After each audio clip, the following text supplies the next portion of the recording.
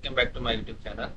So మన previous వీడియోలో data అంటే ఏంటి, దాని ఉపయోగం ఏంటి, దానివల్ల మనం ఎలాంటి నిర్ణయాలు తీసుకోబోతున్నాము, మన యొక్క డే టు డే లైఫ్లో ఈ డాటా వల్ల జరుగుతున్న ఉపయోగాలు గురించి కూడా తెలుసుకోవడం జరిగింది. ఇప్పుడు ఈ వీడియోలో మనము డాటా అనేది ఎన్ని రకాలు, ఏ విధంగా క్లాసిఫై చేయడం జరిగింది అనేది తెలుసుకుందాము. Types of data. As data come from different sources, they can be in different format. So ఇంతకుముందే మనం అనుకున్నాము, మన డాటా అనేది డిఫరెంట్ సోర్సెస్ నుండి కలెక్ట్ చేస్తాము. అంటే లైక్ న్యూస్ పేపర్స్ నుండి కావచ్చు, ప్రీవియస్ రికార్డ్స్ నుండి కావచ్చు, ఆర్ వెబ్సైట్స్ నుండి కావచ్చు. ఇట్లా డిఫరెంట్గా డాటా అనేది కలెక్ట్ చేయడం జరుగుతుంది. సో ఈ డాటా అనేది డిఫరెంట్ కలెక్ట్ చేసినప్పుడు మనకు డిఫరెంట్ ఫార్మాట్లో ఉంటాయి. అంటే an image is a collection of pictures, a video is made up of a frames, a feed slip is made up of a few numeric and non numeric entries, and messages or charts are made up of a text, icons and images, videos.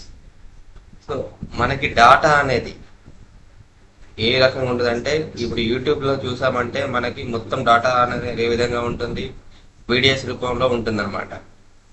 అదే మనం ఏదైనా images సంబంధించింది చూసారనుకోండి, అవన్నీ కూడా collection of physical రూపంలో ఉండడం జరుగుతుంది. And మనం ఏదైనా స్కాన్ చేసి సేవ్ చేసి పెట్టుకున్నాం అనుకోండి, అవన్నీ కూడా పీడిఎఫ్ ఫార్మెట్లో ఉంటాయి, ఆరు డాక్యుమెంట్ ఫార్మెట్లో ఉండడం జరుగుతుంది.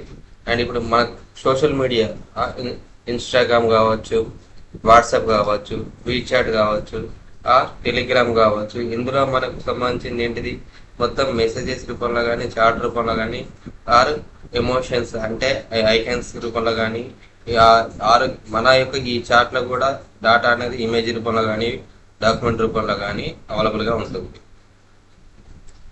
సో ఈ డిఫరెంట్ ఈ డాటాని మనము 3 ఫార్మాట్లో క్లాసిఫై చేయడం జరిగింది. ఒకటి స్ట్రక్చర్ డాటా అంటాము, 2 సెమీ స్ట్రక్చర్ డాటా అంటాము, 3 అన్స్ట్రక్చర్ డాటా అంటాము.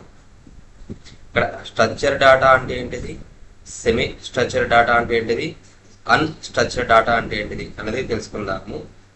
Structure data, data which is organised and can be recorded in a well defined format is called structure data. Data which is organized and can be recorded in a well-defined format is called structured data. Structured data is easily stored in a computer in a tabular, in rows and columns format, where each column represents different data for a particular parameter called attribute, characteristic, variables, and each row represent data of an observation of different attributes. So ఇక్కడ మీకు already ఒకటి ఎగ్జాంపుల్గా చూపించడం జరుగుతుంది. అంటే data అనేది ఒక ఫార్మెట్లో, well defined ఫార్మెట్లో define చేసి రోస్ అండ్ కాలమ్స్ రూపంలో ఒక పట్టిక రూపంలో డిజైన్ చేశారనుకోండి, ఆ పట్టిక రూపంలో ఉన్న డాటాని మనం స్ట్రక్చర్ డాటా అంటాము. ఈ స్ట్రక్చర్ డాటాలో మనకి ప్రతి కాలమ్స్ ఉంటాయి అండ్ రోస్ ఉంటాయి. ప్రతి కాలము ఒక స్పెసిఫిక్ అట్రిబ్యూట్ గురించి తెలియజేయడం జరుగుతుంది. అంటే ఇక్కడ example serial number, district name, division name, mandal name, number of GPs అని చెప్పి మనకి ఇక్కడ కాలమ్స్ ఉన్నాయి. మొత్తం 5 కాలమ్స్ ఉన్నాయి. ఫస్ట్ కాలం వచ్చేసి సీరియల్ నెంబర్ గురించి తెలియజేస్తుంది, అంటే అన్ని రికార్డ్స్ ఉన్నాయని చెప్పి మనకి ఇక్కడ తెలియజేస్తుంది. మొత్తం 14 రికార్డ్స్ ఉన్నాయని చెప్పి మనకు తెలిసిపోతుంది.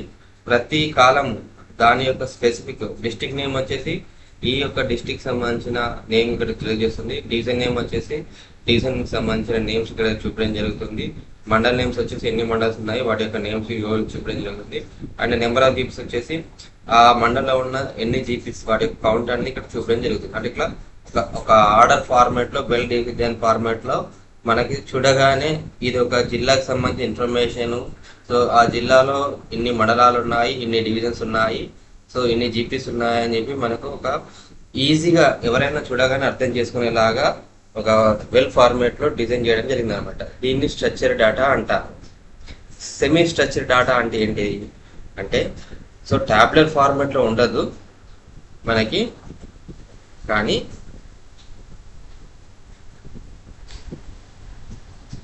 semi structured data is a type of data that does not follow a strict tabular structure like relational database, but still contain tags or markers to separate data elements, making it easier to interpret compared to unstructured data.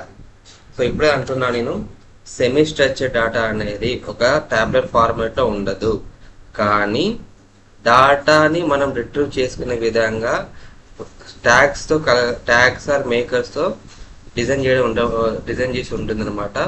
దాన్ని మనము ఈజీగా interpret అంటే మనం ఈజీగా retrieve చేసుకోవచ్చు compare with unstructured data. So characteristics సంబంధించింది ఏంటంటే, not stored in rows and columns like traditional database.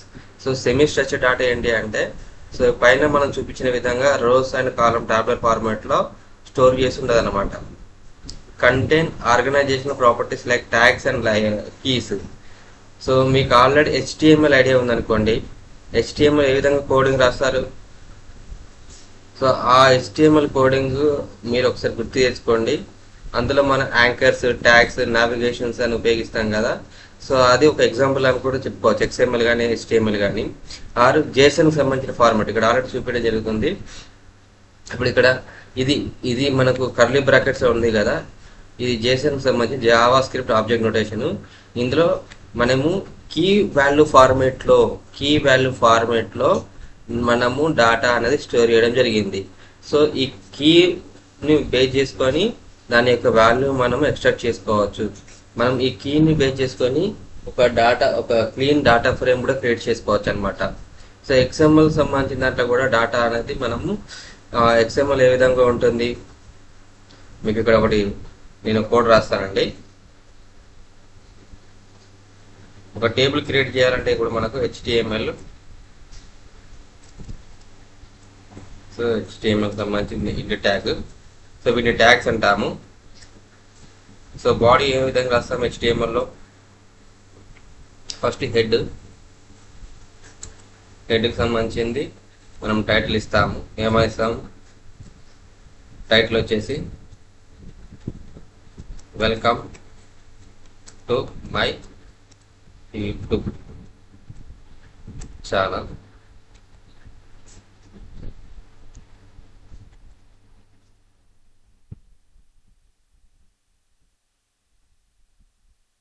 So body వచ్చేసి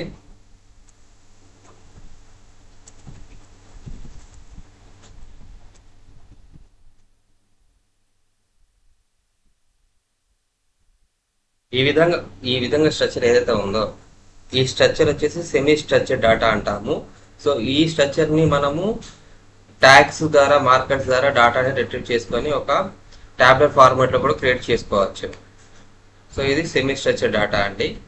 సో ఇక్కడ అదే ఇచ్చాము, not stored in a rows and columns like traditional database, contains organizational properties like tags or keys. Tags అంటే ఇంతకుముందు నేను చూపించినట్టు హెడ్, బాడీ, టైటిల్, ఇవి ఏవైతే ఉన్నాయో వన్ ట్యాగ్స్ అంటాము. సో ఇక్కడ కీస్ వచ్చేసి వీటికి ఎగ్జాంపుల్ నేమ్, ఈ డిక్షనరీ అంటాము. వీటిని మనం JSON సంబంధించిన ఆబ్జెక్ట్ నోటేషన్ కూడా అనొచ్చు. సో ఇందులో కీ వాల్యూ ఫార్మేట్లో డేటా స్టోర్ చేయడం జరుగుతుంది. సో ఈ కీలో మనం డేటా రిట్రీవ్ చేసుకోవడం జరుగుతుంది. మోర్ ఫ్లెక్సిబుల్ గా స్ట్రక్చర్డ్ డేటా అంటే, ఇప్పుడు ఆల్రెడీ స్ట్రక్చర్డ్ డేటా కంటే ఎక్కువగా మనకి ఈ సెమీ స్ట్రక్చర్డ్ డేటా ఫ్లెక్సిబుల్గా ఉంటుంది. ఈజీగా కూడా మనము అనాలిసిస్ చేయడానికి అవకాశం ఉంటుంది. Easy to analyse the unstructured data అంటే ప్లేన్ టెక్స్ట్ కంటే ఈజీగా అనలైజ్ చేయడానికి మనకు సెమీ స్ట్రక్చర్డ్ డేటా హెల్ప్ అవుతుంది. ఎగ్జాంపుల్స్ వచ్చేసి JSON సంబంధించింది వచ్చేసి మనము సెమీ స్ట్రక్చర్ కింద అనొచ్చు. XML సంబంధించిన లాంగ్వేజెస్ కూడా సెమీ స్ట్రక్చర్ కింద చెప్పచ్చు. ఈమెయిల్ అంటే మనకి ఈమెయిల్ సంబంధించి బాడీలో వచ్చేసి ఒక ఫార్మేట్లో ఉండదు, అది కూడా మనకి సెమీ స్ట్రక్చర్ కింద ఎగ్జాంపుల్ అవుతుంది. అంటే స్ట్రక్చర్ పార్ట్ వచ్చేసి ఫ్రమ్ టు సబ్జెక్ట్ ఉంటుంది, అన్స్ట్రక్చర్డ్ పార్ట్ మెథడ్ పార్ట్ ఉంటుంది. ఇట్లా మనకి ఇది సెమీ స్ట్రక్చర్ అండి. అదే అన్స్ట్రక్చర్డ్ డేటా వచ్చేసి, unstructured data is information that does not follow a free-defined data model or schema.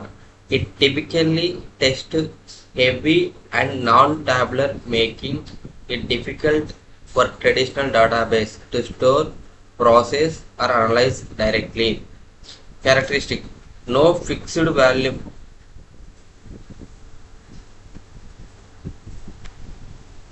no fixed format or organization, often large in volume, require advanced tools like NLP, AI, or machine learning to analyze examples of unstructured data. So type and examples. So ఇక్కడ unstructured data అంటే ఏంటి అంటే, so ఇంతకుముందు మనం రెండు చెప్పుకున్నాం కదా, structured data and semi structured data. So ఆ రెండింటికి ఎగ్జాక్ట్గా ఆపోజిట్, అవి రెండింటికి ఎగ్జాక్ట్గా ఆపోజిట్ ఉండేదాన్ని అన్స్ట్రక్చర్డ్ డేటా అంటాము. దీనికి ఒక ఫ్రీ డిఫైన్డ్ ఫార్మాట్ అంటూ ఉండదు. సో మొత్తం దీంట్లో మనకు వచ్చేసి టెస్ట్ హెవీగా ఉంటుంది అండ్ నాన్ టాబ్లెట్ ఫార్మాట్లో ఉంటుంది. దీనికి మనం బెస్ట్ ఎగ్జాంపుల్గా అన్స్ట్రక్చర్డ్ డేటాకి వీడియోస్ చెప్పుకోవచ్చు, ఆడియో చెప్పుకోవచ్చు, ఇమేజెస్ చెప్పుకోవచ్చు, అండ్ ప్లేన్ టెస్ట్ సంబంధించి కూడా మనము అన్స్ట్రక్చర్డ్ డేటాకి ఎగ్జాంపుల్ చెప్పుకోవచ్చు. అండ్ మల్టీమీడియా ఇక్కడ ఆల్రెడీ చూపిస్తున్నాము. మల్టీమీడియా సంబంధించింది టెక్స్ట్ డాక్యుమెంట్లలో word file, PDF, email without structured meta data. Multimedia పరంగా వచ్చేసి images, audio, video files. Social media data వచ్చేసి fixed Facebook post, YouTube comments. Web content వచ్చేసి blog post, articles, HTML pages. Chat message వచ్చేసి WhatsApp or Telegram conversation. Customer reviews వచ్చేసి feedback or product review or analysing, Amazon, Google etcetera. Scanner documents వచ్చేసి hand written notes, receipts, ID, scams. So ఇవన్నీ కూడా అన్స్ట్రక్చర్డ్ డేటాకి ఎగ్జాంపుల్స్ వస్తాయి. So వీటిని ఏ విధంగా ప్రాసెస్ చేయొచ్చు అంటే, unstructured data require tools like NLP అంటే natural language process for text, computer vision for images, speech recognition for audio. So మీరు ఆల్రెడీ ప్రస్తుతము AI గురించి వినుంటే, మనకు చాట్ GPT అని చెప్పి గూగుల్కి సంబంధించింది, జెమినీకి సంబంధించి కావచ్చు, క్లౌడ్ కావచ్చు, మైక్రోసాఫ్ట్ సంబంధించిన కోపైలట్ కావచ్చు.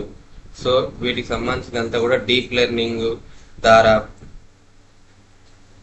జనరేట్ AI టెక్నాలజీ ఉపయోగించి మనకి ప్రీవియస్ కొన్ని మిలియన్స్ ఆఫ్ డేటాని స్టోర్ చేసుకొని, ప్రస్తుతం మనం ఏదన్నా ఒక ప్రాంప్ట్ అడిగితే దానికి అనుగుణంగా రిజల్ట్ అనేది మనకి డిస్ప్లే చేయడం జరుగుతుంది. ఇదంతా కూడా ఏ విధంగా చేస్తుంది అంటే, కొన్ని మిలియన్స్ ఆఫ్ డేటాని వాటి యొక్క సర్వర్లో లోడ్ చేసి వాటికి ట్రైనింగ్ ఇచ్చారనమాట.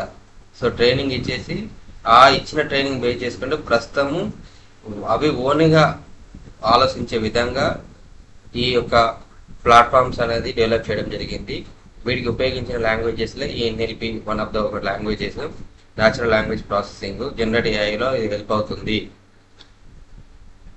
సో మిషన్ లెర్నింగ్లో ప్రిడిక్షన్ సంబంధించింది కూడా ఇప్పుడు ఈ రోజు మనకు వర్షం రాబోతుంది అంటే మిషన్ లెర్నింగ్ ఆల్గారిథమ్స్ ద్వారా వాటికి ట్రైనింగ్ ఇచ్చేసి, ఇది వరకు ఇచ్చిన ప్రీవియస్ డేటాను బేస్ చేసుకుంటూ ఫ్యూచర్లో ప్రిడిక్షన్ చేసి వర్షం వస్తుందా రాదా అనేది కూడా తెలియజేస్తుంది. దానికి మనం మిషన్ లెర్నింగ్ ఉపయోగిస్తాము. సో ఇట్లా మనకి 3 రకాల డేటాస్ ఉంటాయి. ఒకటి structure data, 2 unstructured data, 3 semi structured data.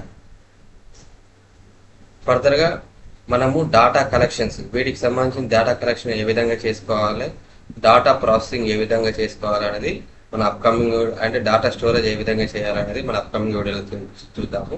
ఈ వీడియో మీకు నచ్చితే లైక్ చేయండి, షేర్ చేయండి, సబ్స్క్రైబ్ చేసుకోండి. Thank you.